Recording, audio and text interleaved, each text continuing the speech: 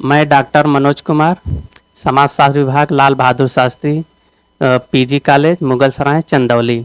हम आपको आज बताएंगे अगस्त काम्ट का लॉ ऑफ 3 स्टेज यानी चिंतन का 3 स्तरीय नियम। उनके सिद्धांत को जानने से पहले थोड़ा हम उनका संक्षिप्त जीवन परिचय आप लोगों को बताएं। अगस्त काम्ट समाजशास्त्र के जनक। अगस्त काम्ट का जन्म 19 जनवरी 1798 में फ्रांस के मॉन्टपेलियर नामक स्थान पर एक कैथोलिक परिवार में हुआ था। इनका पूरा नाम एसिडोर अगस्त मैरी फ्रैंकोइज जोवियर काम्ट है। काम्ट के पिता राजस्व विभाग में एक साधारण अधिकारी थे। काम्ट कैथोलिक धर्म की शिक्षाओं में विश्वास करते थे, लेकिन धीरे धीरे उन्होंने कैथोलिक धर्म के कट्टर आचरणों का विरोध करना आरंभ कर दिया तथा 13 वर्ष की आयु में ही अपने परिवार के राजनैतिक तथा धार्मिक विचारों को त्याग कर स्वतंत्र रूप से अपना जीवन चिंतन करना आरंभ कर दिया। काम्ट अपने अध्ययन के दौरान प्रमुख विचारक बेंजामिन फ्रैंकलिन से बहुत अधिक प्रभावित हुए तथा काम्ट उन्हें आधुनिक सुकरात के रूप में देखते थे और उनके जीवन पद्धति का अनुकरण करना चाहते थे। काम्ट जब 20 वर्ष की आयु के थे तभी वह उस समय के प्रमुख विचारक और दार्शनिक सेंट साइमन के संपर्क में आए और अपनी क्षमता कार्यप्रणाली से साइमन को बहुत अधिक प्रभावित किया। उनके यहाँ तक कि उनके निजी सचिव भी बन गए। सेंट साइमन को काम्ट अपना गुरु मानने लगे। सेंट साइमन से काम्ट ने 2 मुख्य बातों को ग्रहण की। वह यह है कि यह विज्ञानों के बीच एक वास्तविक वर्गीकरण होना चाहिए तथा दूसरी कि दर्शन का वास्तविक उद्देश्य सामाजिक वास्तविकताओं को उजागर करना होना चाहिए।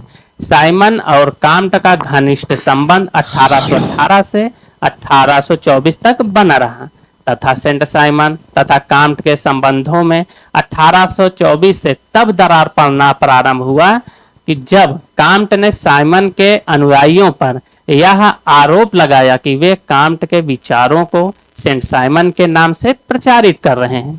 अंततः काम्ट और सेंट साइमन दोनों लोगों ने अलग होकर अपना अध्ययन लेखन कार्य करने लगे। काम्ट के 1825 में काम्ट के जीवन का दुखद समय तब प्रारंभ हुआ जब कैरोलिन मैसिन नामक महिला से उनका विवाह हुआ। पत्नी के झगड़ालू और आलोचक स्वभाव के कारण उनका पारिवारिक जीवन तनावग्रस्त और कष्टपूर्ण हो गया। पारिवारिक संबंध लगातार तनावपूर्ण रहने के कारण 1842 में दोनों के बीच तलाक हो गया। विवाह विच्छेद के बाद काम्ट एकांत जीवन पसंद करने लगे और फिर गंभीर चिंतन कार्य में लग गए। 1844 में काम्ट एक चिंतनशील महिला क्लोडाइल डी वॉक्स के संपर्क में आए। तब काम्ट के जीवन का सुखद अध्याय प्रारंभ हुआ, किंतु काम्ट का यह सुखद जीवन का अध्याय अधिक समय तक नहीं चला। 1846 में क्लोडाइल डी वॉक्स की मित्रता से काम्ट के जीवन में क्रांतिकारी परिवर्तन होने लगा तथा स्त्रियों के वे सच्चे प्रशंसक बन गए। क्लोटाइल डी वॉक्स का स्वास्थ्य की गंभीरता और आर्थिक कठिनाइयों के कारण उसकी मृत्यु हो गई तथा साथ ही काम्ट का सुखद जीवन भी समाप्त हो गया, जिसके बाद से काम्ट ने अपने जीवन को मानवता के पुनर्निर्माण के लिए समर्पित कर दिया। स्त्रियों को प्रेम का प्रतीक मानते हुए काम्ट पुनर्निर्माण की योजना में उनको स्त्रियों को नैतिक शक्ति का संचालन करने वाला प्रमुख माध्यम मान लिया।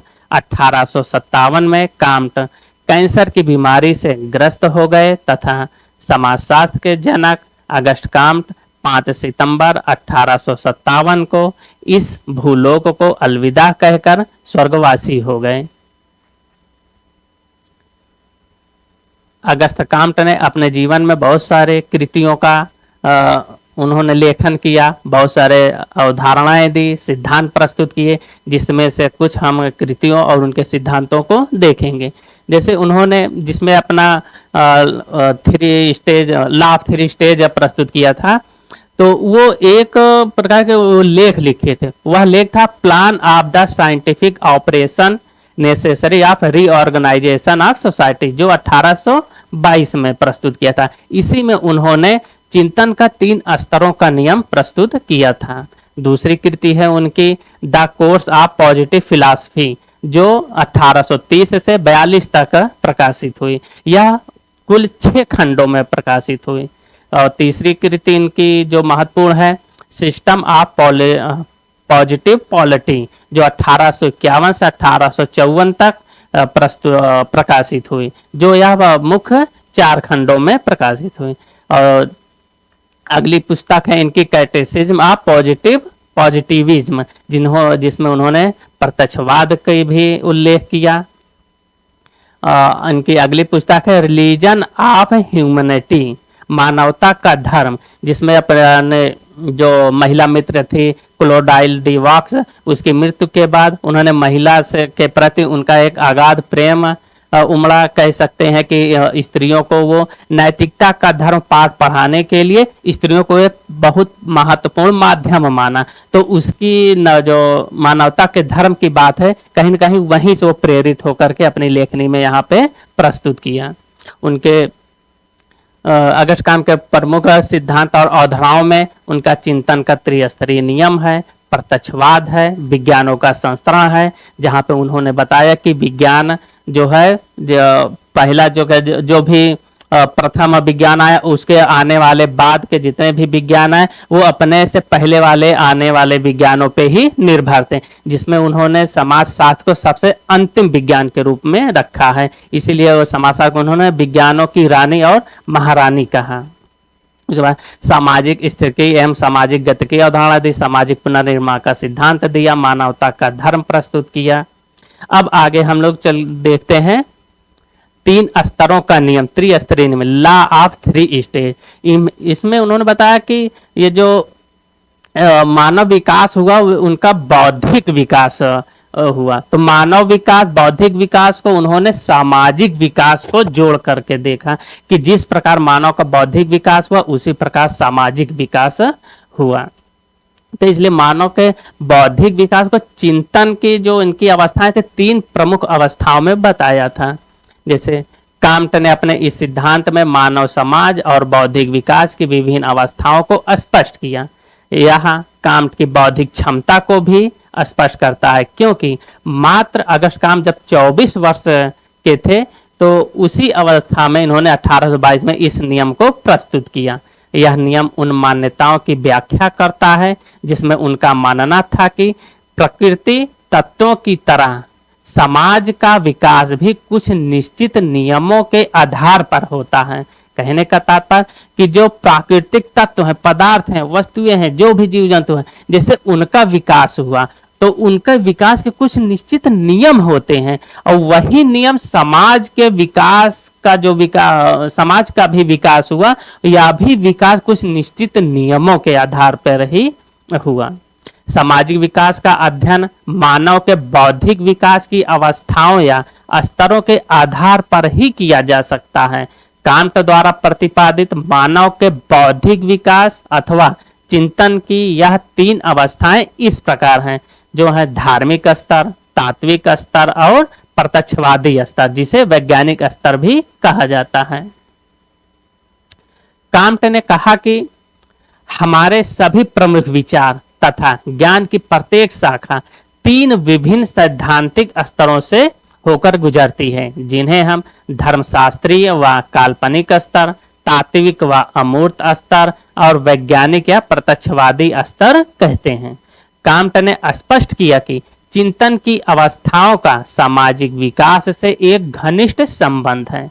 अधिकांश व्यक्तियों का मस्तिष्क चिंतन की जिस स्तर पर होता है, सामाजिक विकास भी उसी स्तर से संबंधित होता है।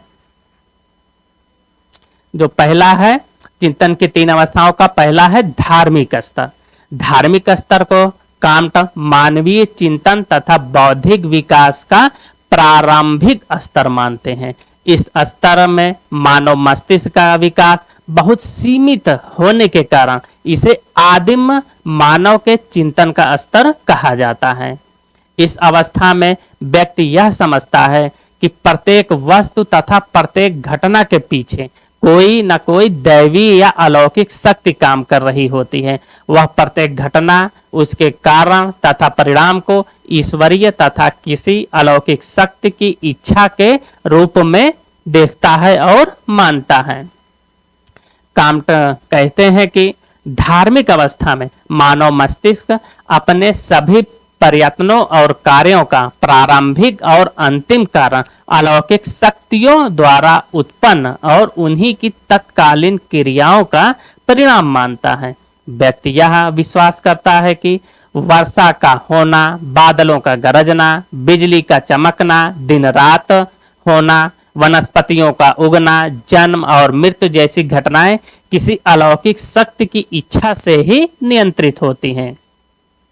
आदि कारकों के आधार पर इस अवस्था को कांट ने धार्मिक व काल्पनिक स्तर कहा और इसके भी 3 उप स्तर भी बताए हैं, जो इस प्रकार हैं: जीवित सत्तावाद, बहुदेववाद और एकेश्वरवाद। जीवित सत्तावाद से तात्पर्य है कि जो उनके चिंतन की प्राथमिक अवस्था थी धार्मिक या तात्विक धार्मिक स्तर। तो धार्मिक स्तर में भी उन्होंने 3 स्तरों की बात की है जो उपस्तर है, जिसे जीवित सत्तावाद। कहने का तात्पर्य जब मानव का विकास हुआ, कहने का मतलब मानव अपने विकास की सबसे प्रारंभिक अवस्था में, तो उसका जो मानसिक स्तर होता है वो एकदम शिशु के समान होता है। जैसे हम उदाहरण के रूप में मान सकते हैं, जैसे आदिमानव लोग थे, जब मनुष्य पशु अवस्था से मानव अवस्था में आया तो उसका जो मानव मस्तिष्क यानी उसका मस्तिष्क का स्तर था एकदम पशुओं के ही समान था। बहुत ज्यादा उसमें चिंतन करने का या कोई भी सोच विचार करने की ना क्षमता नहीं थी। बस वो अपने दैनिक क्रियाएं, अपना कह सकते हैं कि भूख प्यास, कैसे अपने खाद्य पदार्थ की आवश्यकताओं की पूर्ति करना, बस इसी से मतलब इसी में उसका क्या क्या मस्तिष्क इतना तक ही सोच पाता था। तो इसी प्रकार वह जीवित सत्तावाद से तात्पर्य जब उसका प्रारंभिक स्तर में उस होता है कि जो जितनी भी जड़ चेतन वस्तुएं हैं, प्राकृतिक वस्तुएं हैं, ईंट पत्थर, कहने का मतलब कि नदी पहाड़, हर चीज में वो जीवन को देखता। उसका मानना था कि हर चीज में जीवन होता है, इसीलिए इस अवस्था को जीवित सत्तावाद कांट ने कहा। बहुदेववाद, बहुदेववाद से तात्पर्य है कि जितनी भी प्राकृतिक घटनाएं होती हैं, चाहे हवा का चलना, बादल का गरजना, आग कहीं जंगलों में लग जाना, नदियों का बहना, दिन रात होना, चंद्रमा का निकलना, सूर्य का उगना डूबना, जितनी भी प्राकृतिक वस्तुएं हैं, मतलब प्राकृतिक घटनाएं होती हैं, प्राकृतिक चीजें हैं, पदार्थ हैं, इन सब में मानव ने समझा कि ये बहुत सारे मतलब कि देव हैं, ईश्वर हैं, और ये लोग अपन मिल करके इन सब कार्यों को संपूर्ण करें। कहने के तात्पर्य जितनी भी प्राकृतिक ये सब घटनाएं हो रही हैं, तो जितनी भी घटनाएं हैं सबका अलग अलग एक ईश्वर, एक देव है और अपना अपना कार्य का निर्वहन कर रहे हैं। फिर उसके बाद जब उसकी क्षमता में थोड़ा और विकास हुआ, समय बीता, उसके चिंतन करने का क्षमता और विकसित हुई, सोचने समझने का मतलब उसमें और क्षमता आई, तो वो देखता है कि न जो भी इतनी प्राकृतिक घटनाएं हैं, चाहे यहाँ हो रही हो, दूसरी जगह हो रही हो, उनमें इतनी समानता क्यों है, इतनी समानता क्यों है, यह भी उस पर मतलब विचार करने लगा।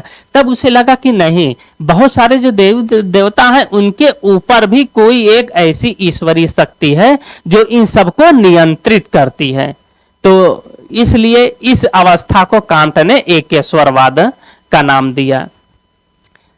कांट के अनुसार धार्मिक अवस्था के अंतर्गत मानव मस्तिष्क का क्रमिक रूप से बौद्धिक विकास के आधार पर जीवित सत्तावाद, बहुदेववाद तथा एकेश्वरवाद जैसे तीनों स्तर एक के बाद एक निश्चित क्रम में विकसित होते हैं। एक ईश्वरवाद के स्तर पर मनुष्य का धार्मिक चिंतन तुलनात्मक रूप से अधिक गहन होता है, यद्यपि यह प्रत्येक घटना के कारण और परिणाम की व्याख्या अलौकिक सत्ता के संदर्भ में ही करता है। उनके स्तरों के विभिन्न स्तरों के नियमों में उनका दूसरा जो स्तर आता है तात्विक स्तर यानी मेटाफिजिकल स्टेज। चिंतन के 3 स्तरों के नियम का दूसरा स्तर तात्विक स्तर है।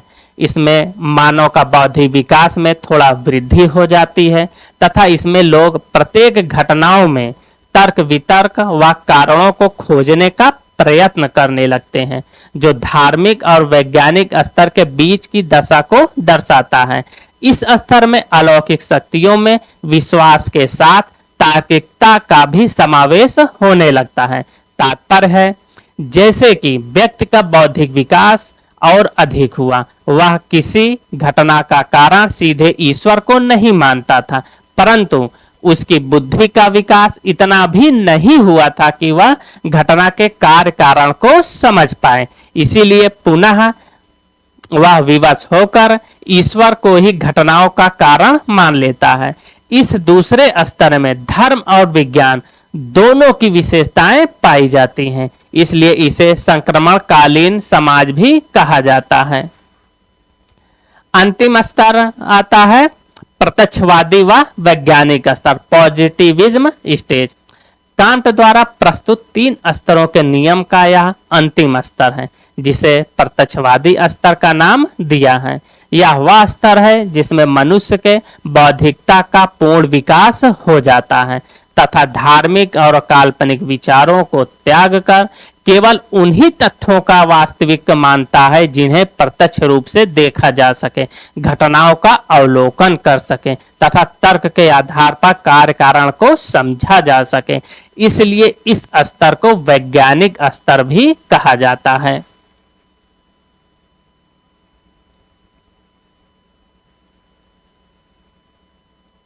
यह वह स्तर है जिसमें विभिन्न घटनाओं के घटित होने के नियमों को अवलोकन, परीक्षण तथा तार्किकता के आधार पर वस्तुनिष्ठ ज्ञान की को संचित करना मनुष्य का प्रमुख उद्देश्य होता है।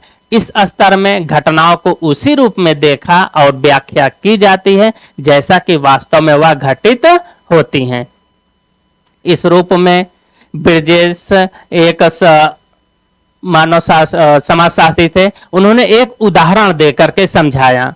कहा कि यदि किसी व्यक्ति की जहर खाने से मृत्यु हो जाती है तो धार्मिक, तात्विक तथा प्रत्यक्षवादी आधार पर इस घटना की व्याख्या भिन्न भिन्न दृष्टिकोण से की जाएगी। जैसे धर्मशास्त्री कोई होगा तो उस घटना की व्याख्या इस प्रकार करेगा कि ऐसे मृत्यु की व्याख्या प्रारब्ध, धर्मकाल, धर्मफल, कर्मफल और ईश्वरीय इच्छा का आधार पर करेगा, जबकि तत्वज्ञानी यह कहेगा कि जन्म और मृत्यु प्रकृति का शाश्वत नियम है तथा इसे एक स्वाभाविक घटना के रूप में मान लेगा।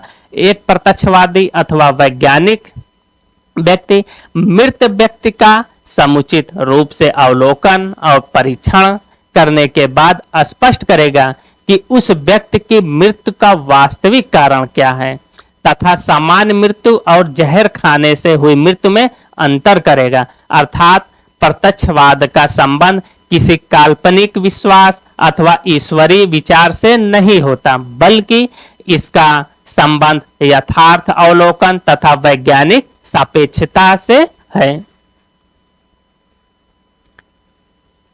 अतः तात्पर्य है कि धार्मिक स्तर पर प्राकृतिक विश्वासों का अधिक प्रभाव होने के कारण समाज में परंपरावादिता और सैनिक समाज व राजतंत्रात्मक सत्ता की प्रधानता होती है।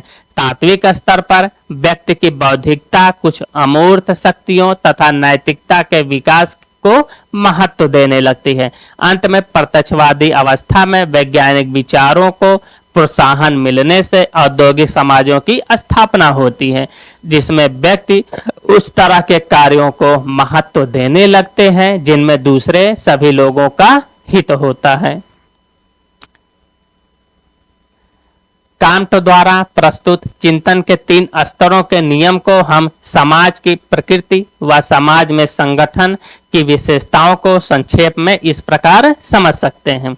जैसे इधर दिया गया है 3 स्तर, धार्मिक स्तर, तात्विक स्तर और प्रत्यक्षवादी स्तर। जैसे धार्मिक स्तर में आप देखेंगे जो समाज की जो प्रकृति होती है वह सैनिक समाज तथा राजतंत्रात्मक समाज होता है। सैनिक समाज से तात्पर्य यहाँ लड़ाका समाज, अपने दैनिक जीवन की पूर्ति के लिए भी वह संघर्ष करता है। समाज की इकाई जो परिवार को वह प्रमुखता देता है। मुख्य सिद्धांत व व्यवस्थाओं का स्वरूप जो होता है परिवार से प्रेम तथा वैयक्तिक व्यवस्था होती है। भावनात्मक विशेषताओं में आप स्नेह तथा परिवार प्रति लगाव होता है लोगों के प्रति। और तात्विक स्तर में वैधानिक समाज की प्रधानता होती है और समाज की इकाई परिवार से ऊपर उठकर राष्ट्र बन जाता है। मुख्य सिद्धांत व व्यवस्थाओं का स्वरूप कैसे होता है, सह अस्तित्व तथा सामूहिक व्यवस्था पाई जाती है। और भावनात्मक विशेषताओं के रूप में यहाँ पे पारंपरिक सम्मान व श्रद्धा होती है। वही प्रत्यक्षवादी जब स्तर आता है यानी समाज का पूर्ण विकास हो जाता है, तो उस अवस्था में आप देखेंगे कि जो समाज की प्रकृति होती है वह औद्योगिक समाज हो जाता है, जैसे आज आधुनिक समाज हो चुका है। और समाज की जो इकाई होगी वह संपूर्ण मानवता के रूप में हम देखने लगते हैं। और उसका जो मुख्य सिद्धांत होता है वो सार्वभौमिकता व सार्वभौमिक व्यवस्था के रूप में वह व्यवस्था कायम हो जाती है। और जो आप देखेंगे भावनात्मक जो विशेषताएं होती हैं वह दयालुता और परोपकारिता की प्रगाढ़ता हो जाती है। इस प्रकार हम समाजशास्त्र में अगस्ट काम्ट का जो लॉ ऑफ 3 स्टेज यानी चिंतन की जो 3 अवस्थाएं थी, इस प्रकार हम लोगों ने उसे समझा। और भी जो चीज़ें हैं इसमें बहुत सारी चीज़ें हैं, अब समय का अभाव है इसलिए बहुत सारी चीज़ों को नहीं इसमें बताया जा सकता है। फिर कभी हम किसी दूसरे क्या कहते हैं कि प्रेजेंटेशन में आप लोगों को और भी चीज़ें इसमें समझाएंगे। अब आज के लिए बस इतना ही, धन्यवाद।